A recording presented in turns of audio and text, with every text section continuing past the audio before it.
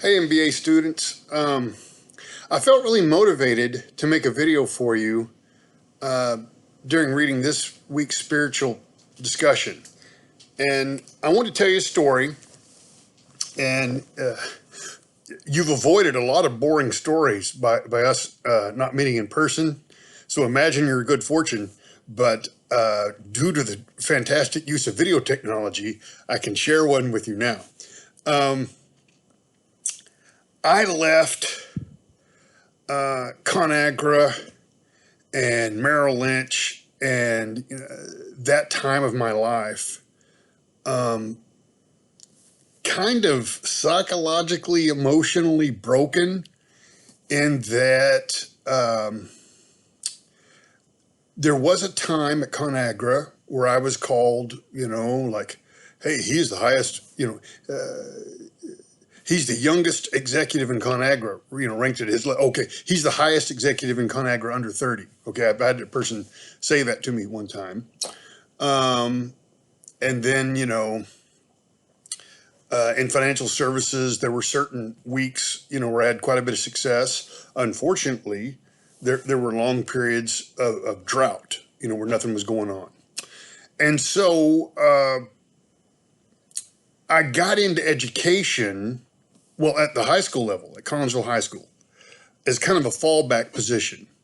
And I wasn't exactly the happiest of campers. I mean, I felt like some provision had been made for me, to have a job and sustain myself, but, wasn't exactly just bubbling over with happiness about, teaching high school at Collinsville High School.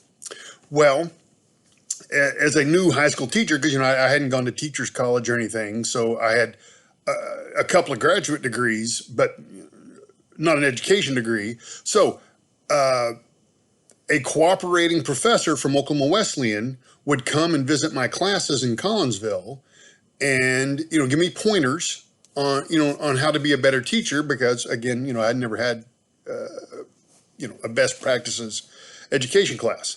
Well, she said to me, James, you need to really drive up to Bartlesville and meet our dean of business. And, you just enjoy getting to know him. And, I think they would enjoy getting to know you. You ought to just drive up there and meet him. I did not know that I was going for kind of an interview.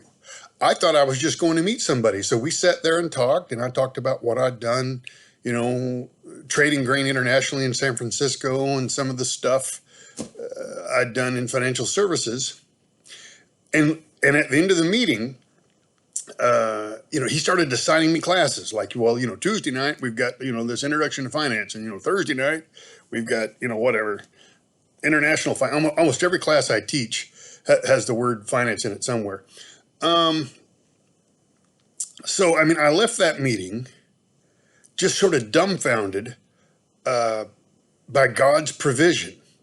And so when I was out, let's call it in the world, for lack of a better term, when I was out in the world, kind of getting bruised up during my years with ConAgra, during my, time with, Merrill Lynch or, whatever financial services firm I was with, I was gathering credentials and experience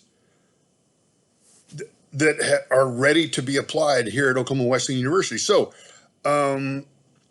it's amazing sometimes how God can take our woundedness and turn that into something useful for others. So I feel very blessed. It's sort of a God thing, a Holy Spirit thing, that I even became affiliated with Oklahoma Wesleyan University.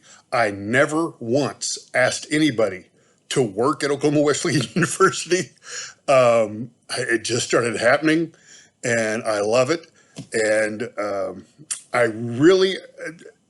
you may think I'm a really encouraging guy, and that, oh, Mr. Allison, he's so kind in all of our comments and stuff. Believe me, I've graded a lot of cohorts. And when I write stuff like, this is the best cohort, it's really true. This really is.